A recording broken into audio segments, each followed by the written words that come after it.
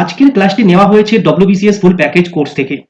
WBCS full package course হলো কম খরচে WBCS এর সেরা অনলাইন কোর্স, কারণ এখানে আমরা 1000 plus video, 300 plus study notes এবং 900 প্লাস মক টেস্টের মাধ্যমে ডব্লিউবিসিএস এর 100% সিলেবাস কভার করাচ্ছি। এছাড়াও এখানে যে সমস্ত কন্টেন্ট অথবা ফিচার্স দেওয়া আছে সেগুলো করলে ডব্লিউবিসিএস প্রিলিমস এবং মেনের জন্য এর বাইরে আর কিছু করার প্রয়োজন হবে না। আমরা মোট 4টি সাবস্ক্রিপশনে অ্যাডমিশন করাচ্ছি। কোর্স সম্পর্কে বিশদে জানতে এবং আমাদের কোর্সে এনরোলমেন্ট করার জন্য ভিডিও ডেসক্রিপশন ফলো করতে পারো, সেখানে ডিটেলস এবং পেমেন্ট লিঙ্ক দেওয়া আছে। এখন আমরা ডব্লিউবিসিএস ফুল প্যাকেজ থেকে এই ক্লাসটি শেষ পর্যন্ত দেখে নিই। Hello viewers, welcome to MH education lab. তো আজকে তোমাদের সাথে জেনারেল সায়েন্সের উপরে যে 1000 এমসিকিউ যে সিরিজটি চলছিল তার সেট 7 নিয়ে আজকে তোমাদের সাথে ডিসকাস করব। মোস্ট ইম্পর্টেন্ট 25টা এমসিকিউ আছে এই সেটের মধ্যে। প্রত্যেকটা কোয়েশ্চেন কিন্তু এক্সাম পয়েন্ট অফ ভিউ থেকে খুবই ইম্পর্টেন্ট। তোমরা প্রত্যেকটা কোয়েশ্চেন ভালো করে মনে রাখার চেষ্টা করবে এবং যদি পারো এগুলোকে খাতায় একটু নোট ডাউন করে রাখতে পারো। ক্লিয়ার? তাহলে চলো ক্লাসটি শুরু করা যাক। আজকের ফার্স্ট কোয়েশ্চেন দেখে নাও কি আছে। The branch of medical science which is concerned with the study of disease as it affects the community of people is called. তো কোন branch of medical science that deals with the study of diseases? তো সঠিক উত্তর হয়ে যাবে option A, সেটা হচ্ছে epidemiology. তো এপিডেমিওলজি হচ্ছে পড়াশোনা ডিজিজের ব্যাপারে। এটা হচ্ছে একটা branch of medical science which concern with the study of diseases. ঠিক আছে, তো একটু দেখে নিয়ে ব্যাপারে। Epidemiology is a study of the distribution and determinants of health related states or events and the application to this study to the control of disease and other health problems. তো epidemiology হচ্ছে একটা branch of medical science যেটা কি হয় actually ডিজিজের ব্যাপারে পড়াশোনা করায়। Clear? It deals with the study of diseases. Actually শুধু ডিজিজের ব্যাপারে পড়াশোনা করাটাই নয়, এর যে কন্ট্রোল, কিভাবে যে সমস্ত হেলথ প্রবলেমগুলো হচ্ছে সেই হেলথ প্রবলেমগুলো কিভাবে ওভারকাম করা যেতে পারে, তার কন্ট্রোল, ডিজিজের কি এফেক্টস, সমস্ত জিনিস কিন্তু এর মধ্যে ইনক্লুডেড। তো study of diseases is known as epidemiology. Clear? চলো নেক্সট কোয়েশ্চেন আর কি আছে। Wisdom teeth is the dash. Wisdom teeth কোনটি? কারেক্ট আনসার হয়ে যাবে অপশন সি, সেটা হচ্ছে থার্ড মোলার টিথ। অ্যাকচুয়ালি আমাদের টিথ যে সিস্টেম, এটা মানে আমাদের গোটা এন্টায়ার লাইফে দুবার টিথ হয়। ঠিক আছে, একটা হচ্ছে মিল্ক টিথ, একটা হচ্ছে পার্মানেন্ট টিথ। পার্মানেন্ট টিথ হবার পর একটা সার্টেন এজের হওয়ার পর কি হয়, উইজডম টিথ হয়, সেগুলোকে বলি আমরা আক্কেল দাঁত। তো উইজডম টিথ হচ্ছে কি থার্ড মোলার টিথ। 4 রকমের টিথ হয়, ইনসিজার, ক্যানাইন, মোলার এবং প্রিমোলার। তো এটি দেখে নিই এক্সপ্লেনেশনটা। A wisdom tooth in human is any of the usual 4 third molar. Wisdom teeth usually appear at the ages of 16 to 25. They are generally throughout the called wisdom teeth because they appear so late, much later than other teeth, at the age where people are presumptively wiser than a child when the other teeth erupt. তো actually এটাকে wisdom teeth বলার কারণ হচ্ছে এর যে growth হওয়ার যে stage, সেটা হচ্ছে প্রায় 16 থেকে 25 ইয়ার্সের মধ্যে এটা গ্রো হয়, তারও লেট করে হয়। তখন কি হয়, একটা বাচ্চা কি হয় পুরোপুরি কিন্তু অনেক চালাক চতুর হয়ে যায়, একটা বাচ্চার থেকে সে অনেকটা ডেভেলপ করে যায়। ঠিক আছে, টিনেজটা অলরেডি পেরিয়ে যায়, তাই জন্য ওদেরকে আর বাচ্চা বলি না, তো তাই জন্য এগুলো বলি আক্কেল দাঁত। বাচ্চা যখন আক্কেল ঠিক হয়ে যায় বা আক্কেল যখন আসে তারপরে কিন্তু এই দাঁতটা হয়, তো সে কারণে এটাকে বলি আমরা কি আক্কেল দাঁত বা উইজডম টিথ। ক্লিয়ার? তো এটার এজ হচ্ছে প্রায় 16 থেকে 25, তারও পরে এটা গ্রোথ করে দাঁতে। আর আমাদের যে উইজডম টিথ হচ্ছে সেটা হচ্ছে কি থার্ড মোলার টিথ। তো টোটাল উইজডম টিথ মিলিয়ে পুরোপুরি যে সিস্টেম হয় সেটা হচ্ছে কি 32 টিথস। ঠিক আছে, ইচ জতে 16 করে থাকে, আপার জ, লোয়ার জ, 16 16 32। আর জটাকে যদি আমি ডিভাইড করে দিই 2 হাফে, তাহলে ইচ জতে থাকবে 8 8 4 যা 32। ক্লিয়ার? চলো নেক্সট কোয়েশ্চেন কি আছে। The tusk of elephant is enormously enlarged. ঠিক আছে, এই টাস্কটা কি, কোন দাঁত? অ্যাকচুয়ালি টাস্ক আমরা দেখেছি হাতিকে দাঁত দিখানে কে আলাগ আর খানে কে আলাগ। তো যে টাস্কটা আমরা দেখেছি, হাতির যে দাঁতগুলো বেরিয়ে থাকে সেটাকে বলা টাস্ক। তো এটা কোন দাঁত? এর সঠিক উত্তরে যাবে অপশনে, সেটা হচ্ছে আপার ইনসিজার। অ্যাকচুয়ালি টাস্ক দিয়ে কিন্তু হাতি কিন্তু কোনো খাবার টাবার খায় না। হাতিকে দাঁত দিখানে কে আলাগ খানে কে আলাগ, এটা একটা কাহাওয়াত আছে। তো একটু দেখে নিই এক্সপ্লেনেশনটা। upper incisor of elephant is enormously enlarged called the tusk teeth. ঠিক আছে, তো এলিফ্যান্টদের যে আপার যে ইনসিজারটা আছে, ঠিক আছে, আপার ইনসিজারটা কি হয়, খুবই বড় হয়, এটা কিন্তু এনর্মাসলি এনলার্জড হয়, আর এই দাঁতটাকে বলা হয় টাস্ক। ক্লিয়ার? চলো নেক্সট কোশ্চেন দাও কি আছে, খুবই ইজি কোশ্চেনটা। Scurvy is caused due to deficiency of dash. তো স্কারভি হচ্ছে একটা ডেফিসিয়েন্সি ডিজিজ, তো এটা কোন কি কারণে বা কোন ভিটামিনের ডেফিসিয়েন্সির কারণে এই ডিজিজটি হয়?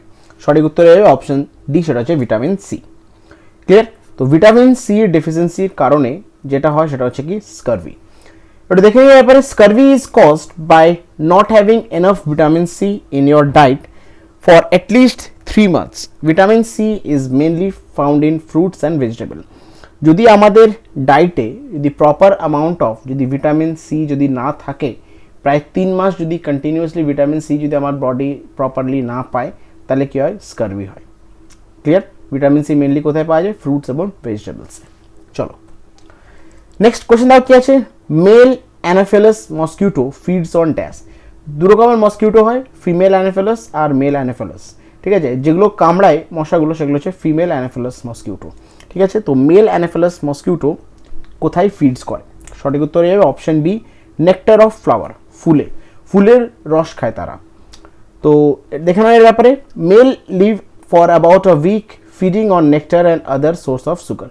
তো মেল অ্যানাফেলাস যে মসকিউটো সেগুলো ফিড করে কোথায়? নেকটার অফ ফ্লাওয়ারে এবং অন্য যে সমস্ত আদার সোর্সেস অফ সুগার আছে সেখানে। বাট ফিমেল অ্যানাফেলাস মসকিউটো কী হয়, হিউম্যান ব্লাড বা কোনো অ্যানিম্যাল ব্লাড কনজিউম করে তারা। ক্লিয়ার? চলো নেক্সট কোশ্চেন দেওয়া কি আছে, which of the following is a super cooled liquid. এগুলোর মধ্যে কোনটি সুপার কুলড লিকুইড বলা হয়? সঠিক উত্তরে অপশন সি, সেটা হচ্ছে গ্লাস। গ্লাসকে আমরা কি বলি? Super cooled liquid. কেন? দেখে নাও একটু। Glass is called the super cooled liquid because the molecules in the materials are constantly in the state of flux. Glass is an amorphous solid.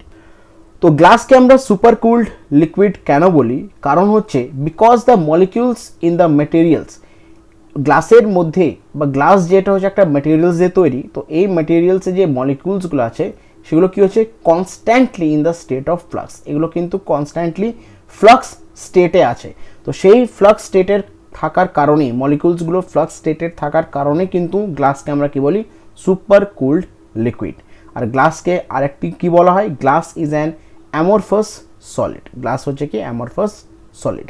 Clear? তো কোশ্চেন যদি আসে কোন জিনিস বা কাকে আমরা সুপার কুলড লিকুইড বলি, সেটা হচ্ছে গ্লাস। চলো পরবর্তী প্রশ্ন কি আছে, soap is prepare by boiling caustic soda with dash. Soap, সাবান, এটাকে আমরা তৈরি করি কিভাবে? কস্টিক সোডাকে কার সাথে হিট করার পর বা বয়েল করার পর সোপ তৈরি হয়? সঠিক উত্তরে যাবে অপশন ডি, সেটা হচ্ছে ফ্যাটস। ঠিক আছে, কস্টিক সোডাকে যদি আমরা বয়েল করি উইথ ফ্যাটস, তাহলে সেখান থেকে কি তৈরি হবে? সোপ, সাবান। এটা দেখে নিয়ে আপনি, the most basic kind of soap is made up of caustic soda and animal fats. The two are heated together and then cooled. This process is called saponification. Basic যে সোপ, ঠিক আছে, basic যে soap হয় সেটা কি দিয়ে তৈরি হয়? সেটা হচ্ছে কস্টিক সোডা এবং অ্যানিমাল ফ্যাট দুটোকে যখন মিক্স করি, হিট করার পর দুটো কি হয়? একসাথে হিট করার পর সেটা সোপ তৈরি হয়। তারপর এটা ঠান্ডা করার পর এটা সাবান তৈরি হয়। আর এই প্রসেসটাকে বলা হয় কি? স্যাপনিফিকেশন। ক্লিয়ার? বোঝা গেছে? চলো নেক্সট কোশ্চেন কি আছে, bronze is an alloy of dash. খুবই সিম্পল ইজি কোয়েশ্চেন। ব্রোঞ্জ হচ্ছে একটা অ্যালয়। কার কার অ্যালয় বা কি কি জিনিস কম্বাইন করে ব্রোঞ্জ তৈরি করা হয়? সঠিক উত্তর হবে অপশন সি, সেটা হচ্ছে copper and tin. Copper and টিনের অ্যালয় হচ্ছে কি? তোমার bronze. Bronze is a mixture of metal, tin and copper. Tin এবং কপার হচ্ছে মেটাল, তার মিক্সচারকে বলি কি আমরা? ব্রোঞ্জ। ক্লিয়ার? নেক্সট কোয়েশ্চেন দাও কি আছে, which of the following element is non radio active? এগুলোর মধ্যে ইউরেনিয়াম, থোরিয়াম, প্লুটোনিয়াম, জিরকোনিয়াম, এই চারটে এলিমেন্ট এখানে দেওয়া আছে। এই এলিমেন্টগুলোর মধ্যে কোন এলিমেন্টটি রেডিও অ্যাক্টিভ না? সঠিক উত্তরে যাবে অপশন ডি, সেটা হচ্ছে জিরকোনিয়াম। জিরকোনিয়াম হচ্ছে নন রেডিও অ্যাক্টিভ এলিমেন্ট। এটা দেখে নিয়ে ব্যাপারে, zirconium is non radio active, it is chemical element with the number with atomic symbol ZR। তো জিরকোনিয়ামের যে এলিমেন্ট, জিরকোনিয়াম একটা এলিমেন্ট, তার সিম্বল হচ্ছে ZR এবং অ্যাটমিক নাম্বার হচ্ছে 40 আর অ্যাটমিক মাস হচ্ছে 91.224।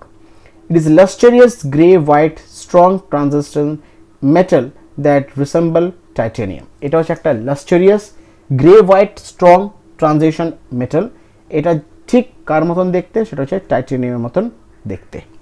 ক্লিয়ার? তো জিরকোনিয়াম কিন্তু নন রেডিও অ্যাক্টিভ। চলো নেক্সট কোশ্চেন আর কি আছে, the gas used for artificial fruit ripening of green fruit.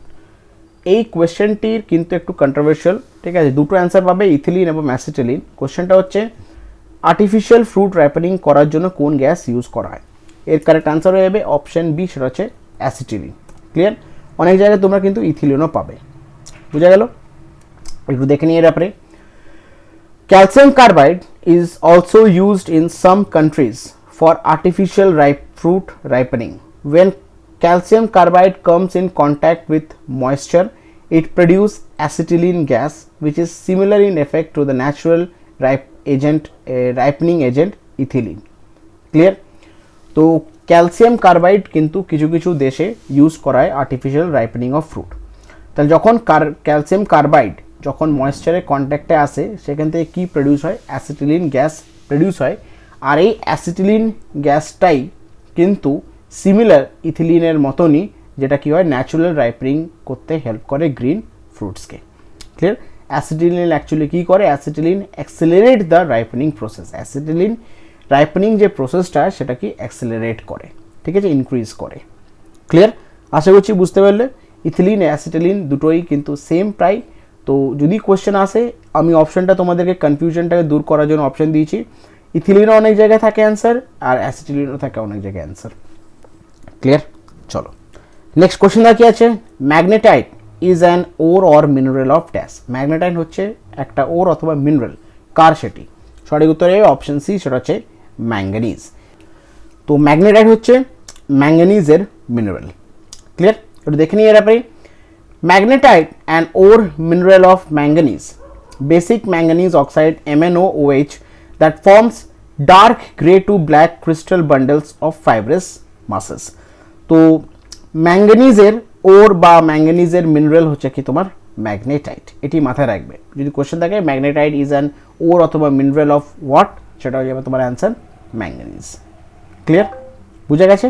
চলো পরবর্তী প্রশ্ন কি আছে, the presence of which of the following salt in water causes corrosion in steam boiler? কোন ধরনের যদি সল্ট যদি জলে পাওয়া যায়, তো সেই সল্টের কারণে স্টিম বয়লারে কোরোশন হয়। তো কোন ধরনের সল্ট? তো সঠিক উত্তরে হবে option B, manganesium chloride.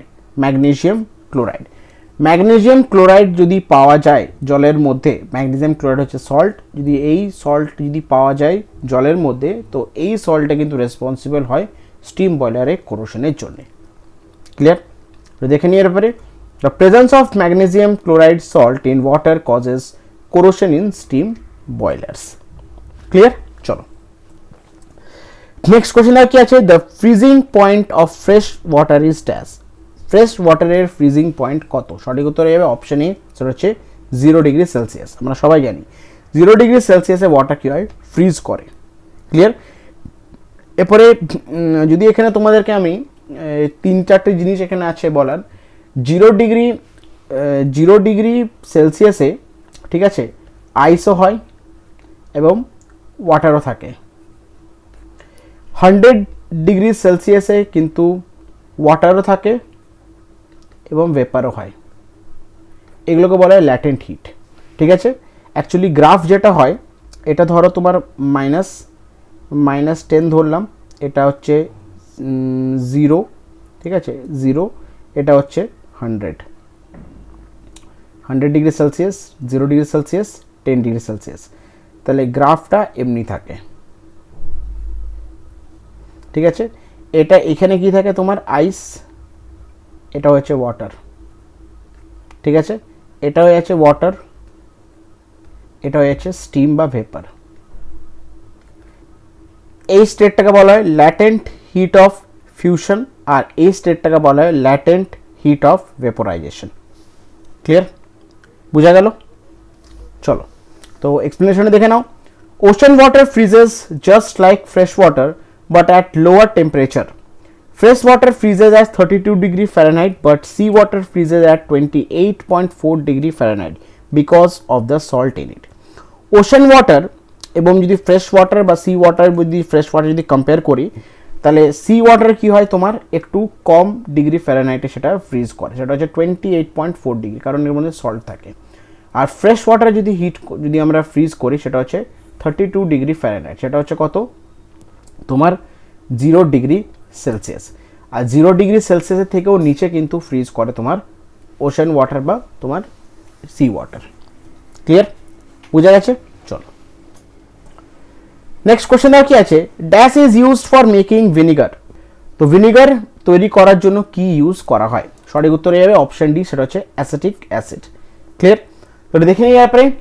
Vinegar is a liquid consisting mainly of acetic acid and water. Vinegar যে হচ্ছে একটা লিকুইড যার মধ্যে কি হয় অ্যাসিটিক অ্যাসিড এবং জল মেশানো হয়। The acetic acid is produced by fermentation of ethanol by acetic acid bacteria. এবার অ্যাসিটিক অ্যাসিড কিভাবে তৈরি করা হয়? অ্যাসিটিক অ্যাসিড ব্যাকটেরিয়া হয়। ইথানলকে কি করা হয় অ্যাকচুয়ালি ফার্মেন্টেশন করা হয়। Acetic acid is produced by fermentation of ethanol. ইথানলকে ফার্মেন্টেশন করা হয় with the help of acetic acid bacteria, সেখান থেকে কি হয় অ্যাসিটিক অ্যাসিড প্রডিউসড হয়। আর কিসে ইউজ করা হয় ভিনিগার? আমরা সবাই জানি কুকিং ইনগ্রেডিয়েন্টসে কিন্তু ভিনিগার ইউজ করা হয়, আচার টাচার এগুলোতে। ক্লিয়ার? চলো নেক্সট কোশ্চেন কি আছে, which of the following elements replaced একা aluminium in Mendeleev's periodic table? Actually Mendeleev যখন পিরিয়ডিক টেবিল ডিজাইন করছিলেন তো তখন কিন্তু কিছু কিছু এলিমেন্ট কিন্তু ডিসকভার হয়নি। উনি কিন্তু ডিসকভার হয়নি তাও কিন্তু বলে দিয়েছিলেন এই 3-4টে এলিমেন্ট ডিসকভার হবে রিসেন্টলি, তার যে কেমিক্যাল প্রপার্টিজ এগুলোই থাকবে। তো একা অ্যালুমিনিয়াম, একা বোরন, একা সিলিকন এই জায়গাগুলো উনি গ্যাপ রেখেছিলেন। ক্লিয়ার? এখানে রিপ্লেস করা হবে, মানে এখানে কি করেছিলেন উনি বলেছিলেন যে এই জায়গাগুলোতে এলিমেন্ট ডিসকভার হবে আর তার নাম হবে এইটা। তো একা অ্যালুমিনিয়ামের জায়গায় কোন এলিমেন্টকে রিপ্লেস করা হয়েছে? সঠিক উত্তরে যাবে অপশন বি, সেটা হচ্ছে গ্যালিলিয়াম। ক্লিয়ার? তো এটা দেখে নিয়ে ব্যাপারে Mendeleev predicted the property of some of the element during the classification which were not yet discovered. He named one of the element as eka aluminum which was later discovered as gallium. তো যেটাই বললাম Mendeleev যখন periodic table বানাচ্ছিলেন classification করছিলেন তখন কিন্তু কিছু element discover হয়নি, ঠিক আছে? তো ওইখানে উনি একটা জায়গা রেখেছিলেন একা অ্যালুমিনিয়াম, সেখানে পরবর্তীকালে যে এলিমেন্টটা ডিসকভার্ড হয় সেটা নাম পড়ে কি গ্যালিলিয়াম। ক্লিয়ার? চলো নেক্সট কোশ্চেন আর কি আছে, sound energy passing per second through a unit area held perpendicular is called.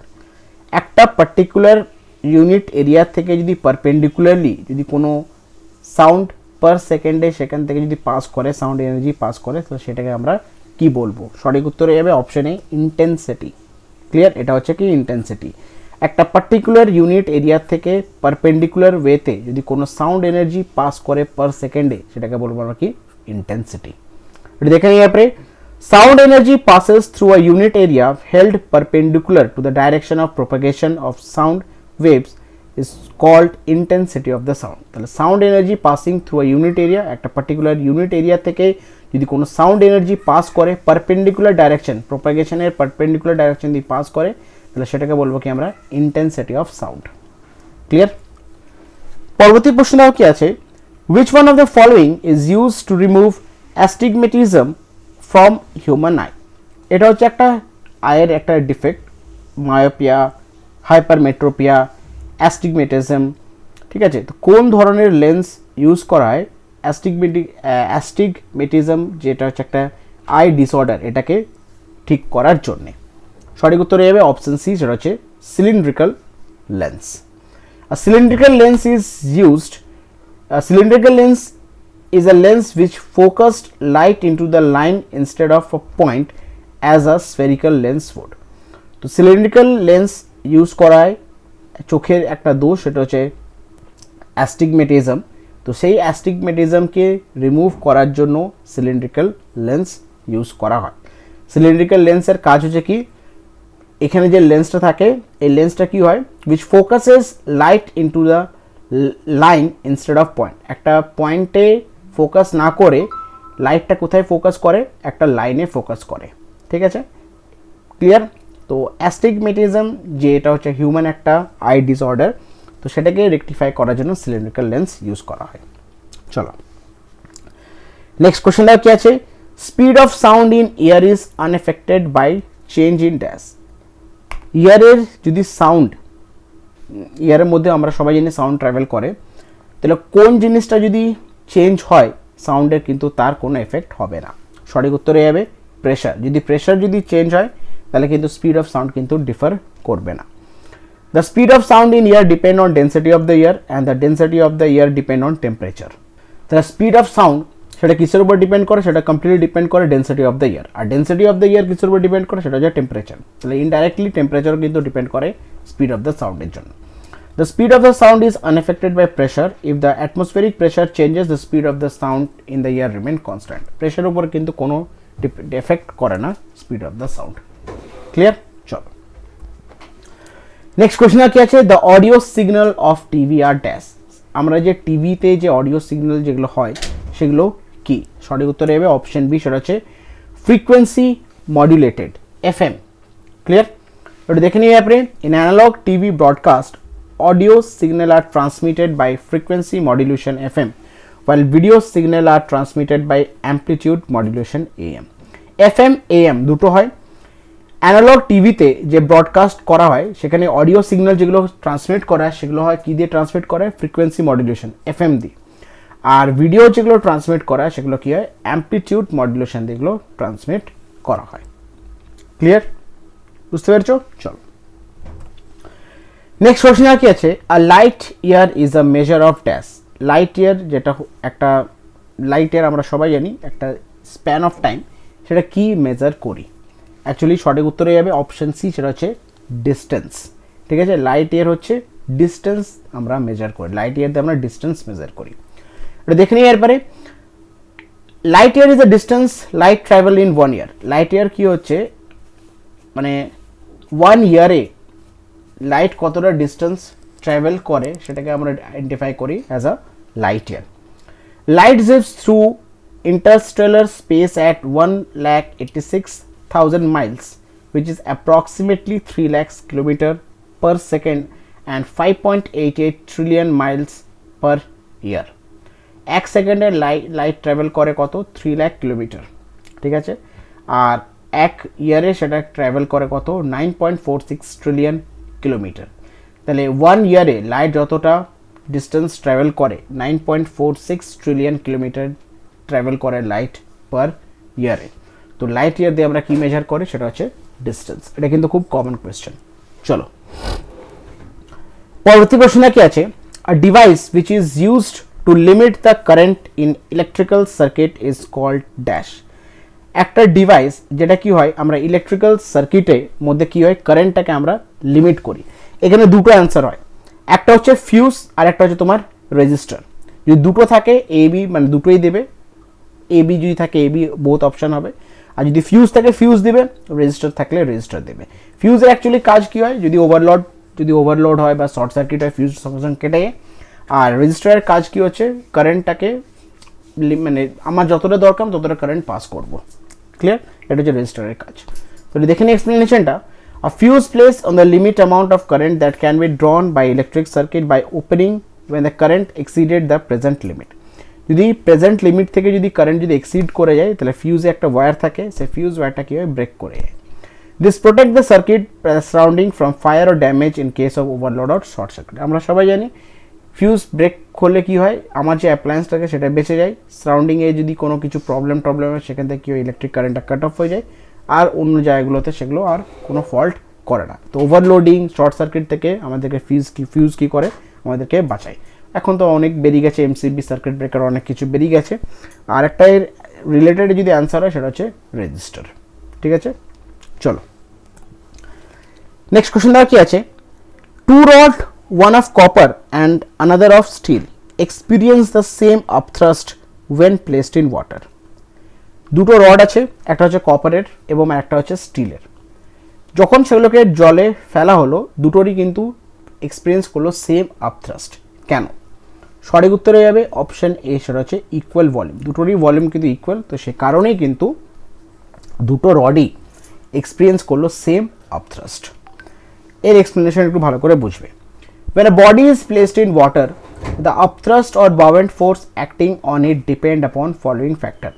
যখন আমরা কোনো জিনিসকে জলে ফেলে দেওয়ার পর জলের থেকে একটা আপথ্রাস্ট এবং buoyant ফোর্স ক্রিয়েট হয়। তো সেই buoyant ফোর্স কিসের উপরে ডিপেন্ড করে? সেটা হচ্ছে first volume of the body submerged, যেই বডিটাকে সাবমার্জ করেছে তার ভলিউমের উপরে, ঠিক আছে, অথবা volume of the liquid displace, বা যতটা ডুবার পর কতটা লিকুইড ডিসপ্লেস করেছে সেটার উপরে। Second, density of the liquid, ঘনত্ব, লিকুইডের ঘনত্বের উপরে। এবং third, acceleration due to gravity, গ্র্যাভিটির অ্যাক্সেলারেশন উপরে ডিপেন্ড করে। এই তিনটে মাথায় রাখবে, তিনটে জিনিসের উপরে কিন্তু বাউন্সি ফোর্স ডিপেন্ড করে।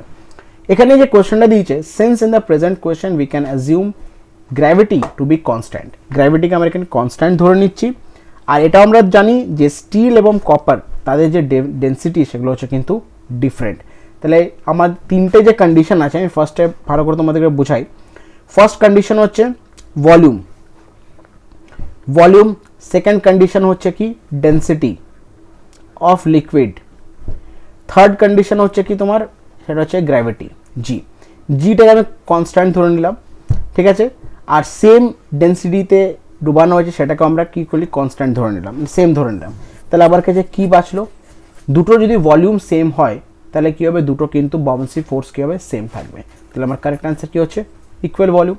দুটোর কি ভলিউম সেম, দুটো ভলিউম সেম থাকার কারণে কিন্তু যে বাউন্সি ফোর্স সেটা কী হবে? তোমার সেম থাকবে। বুঝাতে পারলাম? ক্লিয়ার হয়েছে? যদি কোথাও অসুবিধা থাকে ভালো করে এক্সপ্লেনেশনে দুবার পড়ে নাও, তাহলে জিনিসটা আরও ক্লিয়ার হয়ে যাবে। ক্লিয়ার? চলো নেক্সট কোশ্চেনটা কি আছে? 1 electron volt of energy is equal to dash. 1 electron volt energy equals to কত? সঠিক উত্তর হবে অপশন বি, সেটা হচ্ছে 1.6 ইন্টু 10⁻⁻19 জুল। ক্লিয়ার?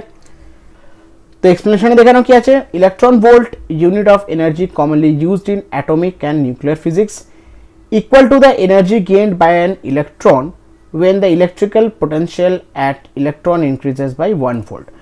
যখন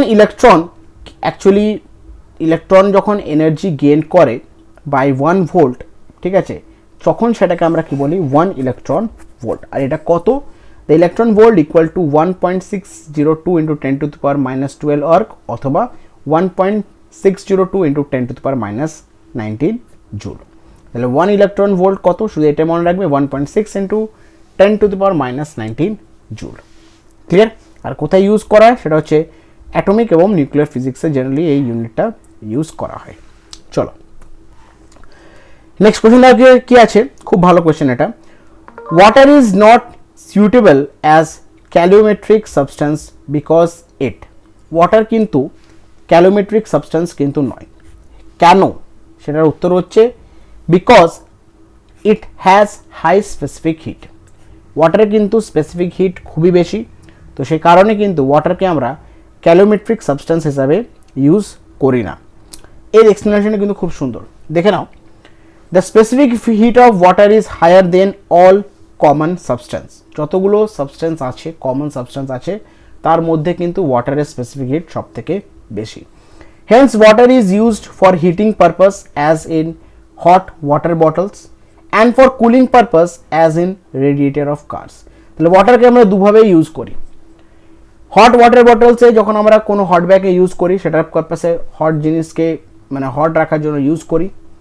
সেকেন্ড, রেডিয়েটর অফ কারে যে ঠান্ডা করার জন্য আমরা ইউজ করি। তো দুটোর কাজ কিন্তু ইউজ করি হয় ওয়াটারকে। Of all the liquid mercury has lowest specific heat due to which it is used in thermometric liquid. এগুলোর মধ্যে সব থেকে যে লোয়েস্ট স্পেসিফিক হিট হয়েছে সেটা হচ্ছে মার্কারি, আর সে কারণে মার্কারি কিন্তু আমরা ইউজ করি কোথায়? যে কোনো থার্মোমেট্রিক সাবস্টেন্স হিসাবে মার্কারিকে আমরা ইউজ করি। ক্লিয়ার? বোঝা গেছে? চলো তো আজকে শেষ প্রশ্ন এখানে কি আছে, when a body falls from an aeroplane there is increase in dash, যখন একটা এরোপ্লেন থেকে প্লেন থেকে যদি কোনো একটা বডি পড়ে তার কি ইনক্রিজ করে? সঠিক উত্তর হবে অপশন সি, অ্যাক্সিলারেশন। একটু দেখে নিই এক্সপ্লেনেশনটা। The energy possess by body of virtue of its motion is called kinetic energy. তো ভার্চু অফ মোশনের কারণে একটা বডি ভার্চু অফ মোশনের কারণে যে এনার্জিটা পোজ করে সেটাকে বলি আমরা কি, kinetic energy, half mv square. Potential energy is energy possess by virtue of its position or configuration. যদি একটা বডি যদি রেস্টে থাকে তাহলে সেখানে কি হয়, পোটেনশিয়াল এনার্জি আমরা সেটাকে কনসিডার করি mgh। আর যদি একটা বডি যদি মোশনে থাকে সেখানে আমরা কি কনসিডার করি, সেটা হচ্ছে তোমার কাইনেটিক এনার্জি কনসিডার করি। when a body falls from an aeroplane there is increase in acceleration, যখন কোনো বডি এরোপ্লেন থেকে যদি পড়ে তার যে অ্যাক্সিলারেশন সেটা কিন্তু আস্তে আস্তে ইনক্রিজ করবে। ক্লিয়ার? তো এগুলো ছিল আজকের মোস্ট ইম্পর্টেন্ট 25টা কোশ্চেন, যেগুলো এক্সাম পয়েন্ট অফ ভিউ থেকে খুবই ইম্পর্টেন্ট, যেগুলো তোমাদের সাথে আলোচনা করলাম। আশা করছি প্রত্যেকটা কোশ্চেন তোমরা বুঝতে পেরেছো। তোমরা অবশ্যই কিন্তু কোশ্চেনগুলো একটু খাতায় নোট ডাউন করে রেখো। পরবর্তীকালে যখন তোমরা প্রত্যেকটা সিরিজ যে ক্লাস যে করাচ্ছি তার যদি কোশ্চেনগুলো লিখে রাখো, একটা জায়গায় তোমরা পাবে, পরবর্তীকালে সেটা পড়তেও এবং বুঝতেও সুবিধা হবে। প্রত্যেকটা এমসিকিউর সাথে এক্সপ্লেনেশনগুলো আছে, সেগুলো ভালো করে কিন্তু মনে রাখার চেষ্টা করবে এবং যদি পারো এগুলোকেও লিখেও রাখতেও পারো। ক্লিয়ার? তো ক্লাসটি আজকে আমি এখানে শেষ করছি। নেক্সট ক্লাসে তোমাদের সাথে সায়েন্সের আরও কিছু ইম্পর্টেন্ট এমসিকিউ নিয়ে আলোচনা করব। Thank you, have a nice day.